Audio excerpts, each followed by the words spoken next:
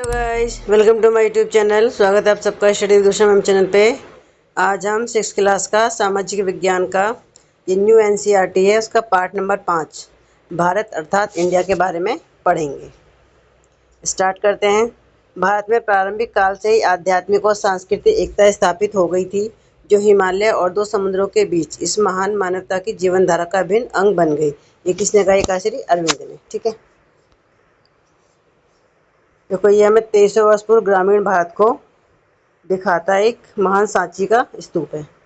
इसमें स्टार्टिंग में क्वेश्चन है कि भारत को हम कैसे परिभाषित कर सकते हैं, भारत के कुछ प्राचीन नाम क्या थे। इनके आंसर हमें इस चैप्टर में मिल जाएंगे। ठीक है, आप ये देख सकते हो, इधर पूर्व में बंगाल की खाड़ी है। ठीक है, फिर आपका अरब सागर है, ये ऊपर आपका हिमालय, हिंदू कुश की पहाड़ियाँ। चलिए स्टार्ट करते हैं। आज का भारत एक आधुनिक राष्ट्र है, जिसकी परिभाषित सीमाएं राज्य और ज्ञात जनसंख्या है। हालांकि यह 500, 2000 या 5000 वर्ष पूर्व बहुत अलग था। विश्व के इस भाग को हम प्राय भारतीय उपमहाद्वीप कहते हैं। इसके भिन्न भिन्न नाम रहे हैं और इसकी सीमाएं भी बदलती रही हैं। विभिन्न स्रोतों से हम भारत के अतीत और विकास के बारे में जान सकते हैं। आइए पता करें। इतिहास के इस क्रम में भारत को उसके निवासियों और विदेशों से आगंतुकों के द्वारा कई नामों से बुलाया जाता रहा है। ये नाम प्राचीन पुस्तकों, यात्रियों और तीर्थयात्रियों के वृत्तांतों और शिलालेखों में मिलते हैं। देखिए यहाँ पे आपको राइट में दे रखा है निवासी। निवासी का मतलब होता है वे लोग जो एक स्थान विशेष में रहते हैं। भारतीयों ने भारत नाम कैसे दिया? ऋग्वेद भारत का सबसे प्राचीन ग्रंथ है। देखिए पहली लाइन से आपका एक क्वेश्चन बन जाएगा कि भारत का सबसे प्राचीन ग्रंथ कौन सा है, तो वो है आपका ऋग्वेद। ठीक है, हम अध्याय 7 में देखेंगे कि यह हजारों वर्ष पुराना है। इस ग्रंथ में उपमहाद्वीप के उत्तर पश्चिम क्षेत्र का नाम सप्त संधव अर्थात 7 नदियों की भूमि है। सप्त संधव सिंधु से आया है, जिसका आश्रय सिंधु नदियाँ सामान्य इस नदी से है। देखिए जो भारत का सबसे प्राचीन वेद है ऋग्वेद। ऋग्वेद में भारत को का जो उत्तर पश्चिम का जो क्षेत्र था, ठीक है, उसको सप्त सैंधव, यानी कि सप्त सैंधव का मतलब होता है 7 नदियों की भूमि। ठीक है, और सैंधव जो शब्द है सिंधु से आया है, जिसका मतलब होता है सिंधु नदी। ठीक है, और सिंधु नदी एक सामान्य नदी है। समय बीतने के साथ ही हमें साहित्य में भारत के अन्य क्षेत्रों के नाम भी मिलने लगते हैं। महाभारत भारत के सबसे प्रसिद्ध ग्रंथों में से एक है। इसके बारे में हम हमारी सांस्कृतिक विरासत तथा ज्ञान परंपराएं अध्याय में पढ़ेंगे। रोचक बात यह है, इसमें अनेक क्षेत्रों को सूचीबद्ध किया गया है, जैसे कश्मीर लगभग आज का कश्मीर, कुरुक्षेत्र आज हरियाणा का भाग, वंग बंगाल का भाग और प्रयाग ज्योतिष कुछ कुछ असम का भाग, कच्छ आज का कच्छ और केरल लगभग आज का केरल इत्यादि। ठीक है, वास्तव में हमें कब समूचे भारतीय उपमहाद्वीप के लिए एक नाम मिला? चूंकि भारतीय ग्रंथों की तिथि निर्धारित करना कठिन है, अतः इस प्रश्न का उत्तर देना आसान नहीं है। महाभारत में भारतवर्ष तथा जम्बूद्वीप शब्द का प्रयोग किया गया तथा विद्वान सामान्यतः इस बात से सहमत हैं कि सामान्य संवत पूर्व की कुछ शताब्दियों पूर्व से यह महाकाव्य लिखा जाने लगा था। पहला शब्द भारतवर्ष स्पष्ट रूप से समूचे उपमहाद्वीप के लिए प्रयुक्त हुआ है और इस ग्रंथ में अनगिनत नदियों और लोगों के नाम सम्मिलित है।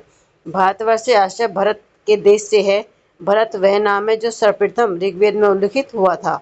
वहाँ इसका अभिप्राय लोगों का एक प्रमुख वैदिक समूह से है। बाद के साहित्य में विभिन्न महाराजाओं के लिए भरत नाम उल्लिखित हुआ। दूसरे शब्द जम्बूद्वीप से आश्रित जामुन वृक्ष के फल के द्वीप से है। यह वास्तव में भारत में पाए जाने वाले एक सामान्य पेड़ है, जिसे जम्बुल वृक्ष, मालावार प्लम या जामुन वृक्ष आदि भी कहते हैं। आगे जम्बूद्वीप भारतीय उपमहाद्वीप का पर्याय बन गया। वास्तव में इस संबंध में हमें एक भारतीय सम्राट से बहुत अच्छा संकेत मिलता है। उनका नाम अशोक है, जिनके विषय में हम बाद में जानेंगे। अभी के लिए हम उनकी तिथि को लगभग 2500 सामान्य संवत पूर्व मान सकते हैं। जैसा कि हम देखेंगे, उन्होंने हमारे लिए बहुत से शिलालेख छोड़े हैं। उनमें से एक उन्होंने उसी नाम जम्बूद्वीप का संपूर्ण भारत का वर्णन करने के लिए उपयोग किया है। उस समय इसमें आज के बांग्लादेश, पाकिस्तान और साथ ही अफगानिस्तान के भाग सम्मिलित थे।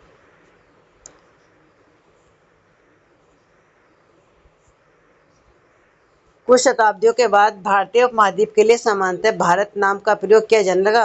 उदाहरण के लिए एक प्राचीन ग्रंथ विष्णु पुराण में हम पढ़ते हैं, उत्तरम यत् समुद्रस्य हिमाद्रिते दक्षिणम वर्ष तद भारतम नाम है।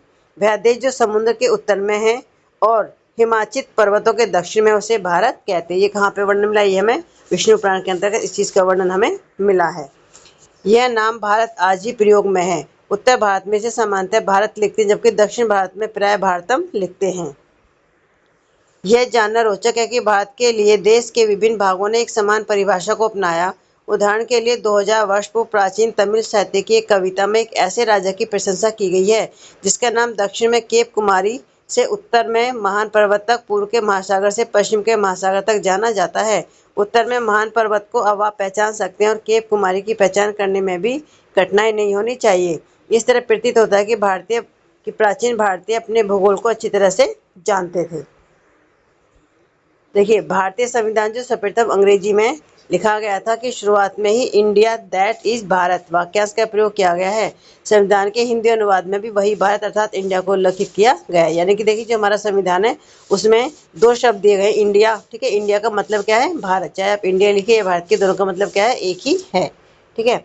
देखो, इसमें दे रखा है कि संविधान किसी देश के आधारभूत सिद्धांतों और कानूनों को बताने वाला प्रारंभिक भारतीय संविधान 1950 में लागू हुआ। इसका अध्ययन कक्षा 7 में करेंगे, ठीक है। विदेशियों ने इंडिया नाम कैसे रखा? विदेशियों में सर्वप्रथम प्राचीन ईरान फारस के निवासियों ने भारत का उल्लेख किया था। 6ठी शताब्दी सामान्य संवत पूर्व एक फारसी सम्राट ने सैन्य अभियान आरंभ किया और सिंधु नदी के क्षेत्र, जिसे सिंधु कहा जाता था, पर नियंत्रण किया। अतः यह कोई आश्चर्य नहीं है कि अपने प्रारंभिक लेखों शिलालेखों में फारसियों ने भारत को हिंदू या हिंदू से निर्दिष्ट किया था, जो उनकी भाषा में सिंधु का रूपांतरण था, ठीक है। ध्यान रखिए कि प्राचीन फारसी में हिंदू पूर्णतः एक भौगोलिक शब्द है, यहाँ इसे हिंदू धर्म से संदर्भित नहीं किया गया है। इन्हीं फारसी स्रोतों के आधार पर प्राचीन यूनानियों ने इस भाग को इंडोइस अथवा इंडिके नाम दिया था। इन्होंने हिंदू शब्द के पहले अक्षर है को हटा दिया क्योंकि यह अक्षर यूनानी भाषा में नहीं था। सिंधु, हिंदू और इंडिको, ठीक है। प्राचीन चीनियों ने भी भारत से संपर्क किया था। विभिन्न ग्रंथों में इन्होंने इंडिया का उल्लेख हिंदू या हिंदू से किया था, अतः शब्द ही मूलतः सिंधु से आया है, ठीक है। ये जो हमारा प्रस्तावना है उसका, भारतीय संविधान का जो प्रथम पृष्ठ है उसका है ये, ठीक है। एक अन्य चीनी शब्द तिन्यांको सिंधु से लिया गया था, परंतु इस शब्द को स्वर्ग तुल्य स्वामी के रूप में भी समझा जा सकता है। यह बताता है कि चीनियों का बुद्ध की भूमि के रूप में भारत के प्रति कितना सम्मान था। आप संभवतः हाल के परिभाषित शब्द हिंदुस्तान से भलीभांति परिचित होंगे, परंतु आप यह नहीं जानते होंगे कि यह शब्द आज से 1800 वर्ष पूर्व सर्वप्रथम एक फारसी शिलालेख में प्रयोग किया गया था। बाद में भारत पर आक्रमण करने वालों ने भारतीय उपमहाद्वीप को उल्लेख करने के लिए इस शब्द का प्रयोग किया, ठीक है। अब है कि आगे बढ़ने से पहले, भारत एक प्राचीन भूमि है जिसे इसके इतिहास के क्रम में कई नाम दिए गए हैं। प्राचीन भारतीयों द्वारा दिए गए नामों में जम्बूद्वीप तथा भारत सम्मिलित है। बाद के समय में भारत शब्द अधिक प्रचलित हुआ। अधिकांश भारतीय भाषाओं में यही नाम मिलता है। भारत आने वाले विदेशों, आगंतुकों, आक्रमणकारियों ने भारत के लिए सिंधु या सिंधु नदी आधारित नामों को अपनाया। इसके परिणामस्वरूप हिंदू, इंडो तथा इंडिया जैसे नाम बने, ठीक है। तो ये आपका पार्ट नंबर 5 था। आपको इसमें समझ में भी आ गया कि भारत का नाम किस तरीके से भारत पड़ा और किस तरह इन विदेशों ने इसका नाम रखा, ठीक है। प्लीज़ मेरे चैनल को लाइक और सब्सक्राइब जरूर करें, साथी और बच्चों को भी शेयर करें ताकि उसको भी ये मिल सके, ठीक है। आज की वीडियो में बस इतना ही। मिलते हैं आपसे नेक्स्ट वीडियो में। Thank you.